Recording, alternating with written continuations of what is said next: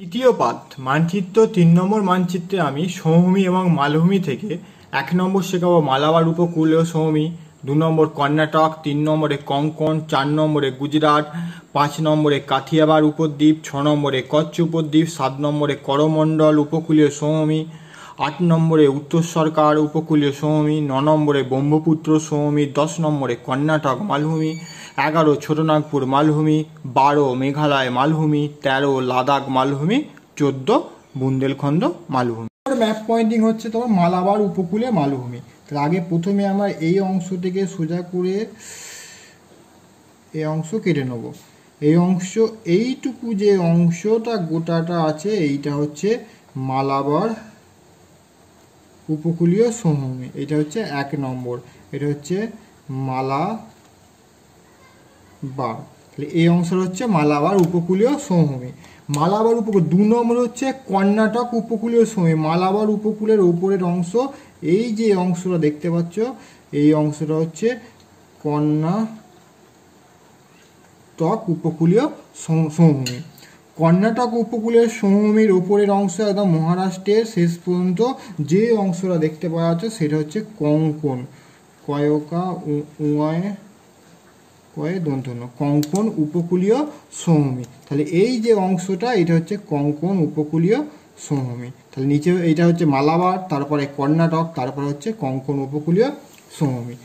মহারাষ্ট্র শেষ থেকে গুজরাটের এই যে অংশটা এই অংশটা হচ্ছে তোমার গুজরাট উপকূলীয় সমভূমি। গুজরাট উপকূলীয় সমভূমি। গুজরাট উপকূলীয় সমভূমির শেষ অংশ থেকে এই অংশটা গোটাটা যেটা আছে সেই অংশটাকে বলা হচ্ছে তোমার কাথিয়াবার উপদ্বীপ। কাথিয়াবার উপদ্বীপ। কাথিয়াবার উপদ্বীপের উপরের এই যে অংশটা রয়েছে এই অংশটা যেটা আছে সেই অংশটা হচ্ছে তোমার কচ্ছ উপদ্বীপ। সেই যে এই অংশটা হচ্ছে কচ্ছ উপদ্বীপ। এটা হচ্ছে কচ্ছ উপদ্বীপ। এবার এটা গেল পশ্চিম, এটা পশ্চিম উপকূল গেল। এবার ভাগ করবো পূর্ব উপকূলে। একইভাবে পূর্ব উপকূলের অংশ শুরু করে তোমার বেরিয়ে চলে যাবে আস্তে আস্তে এই অংশ। একে আবার পূর্ব উপকূলকে দুটো ভাগে ভাগ করা হয়। পূর্ব উপকূলকে দুটো ভাগ করে নিলাম। এইটা হচ্ছে ১ নম্বর, এটা ২ নম্বর। ১ নম্বর যে ভাগ এই অংশটা হয়েছে এটা হচ্ছে করমণ্ডল উপকূল সমভূমি। এটা হচ্ছে ১ নম্বর হচ্ছে করমণ্ডল উপকূল সমভূমি। এবার দ্বিতীয় যে নম্বরটা রয়েছে, দ্বিতীয় যে নম্বর সিম্বল সেটা হচ্ছে দ্বিতীয় যে নাম্বার উপকূলটা হচ্ছে সেটা হচ্ছে উত্তর সরকার উপকূল। তাহলে ১ নম্বরে পূর্ব উপকূলের ১ নম্বর হচ্ছে করমণ্ডল, আর দ্বিতীয় যে ভাগ হচ্ছে এই অংশটা হচ্ছে উত্তর সরকার উপকূল। উত্তর সরকার উপকূলকে আবার দুটো ভাগে ভাগ করা হয়, ১ নম্বর আর ২ নম্বর।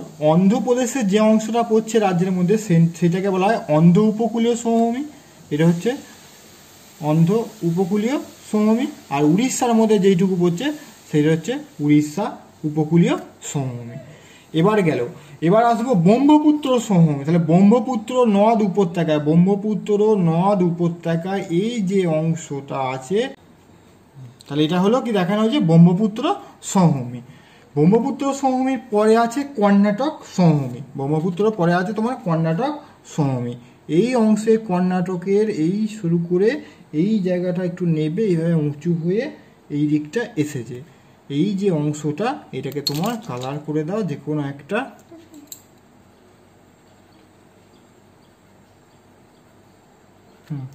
এইটা হচ্ছে কর্ণাটক মালভূমি। এটা হচ্ছে কর্ণাটক মালভূমি।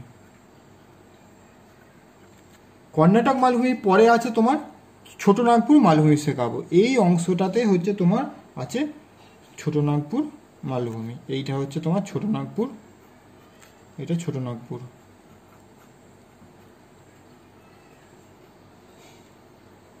এটা হচ্ছে ছোটনাগপুর মালভূমি।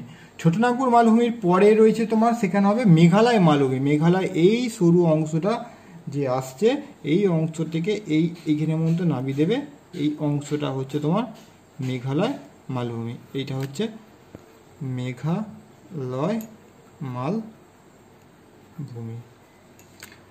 তারপরে আছে তোমার লাদাখ মালভূমি, একদম জম্মু কাশ্মীরের বর্তমানে লাদাখ কেন্দ্রশাসিত অঞ্চল। এই অংশটা চিহ্নিতকরণ করে নেবে শুরু করে এই অংশটা লাদাখ মালভূমি।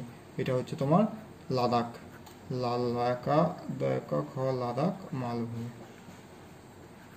আর সর্বশেষ চিহ্নিতকরণ করো 14, সেটা হচ্ছে বুন্দেলখণ্ড মালভূমি। বুন্দেলখণ্ড মালভূমি এই শুরু হয়ে এসে এই দিকটা চিহ্নিতকরণ করবে।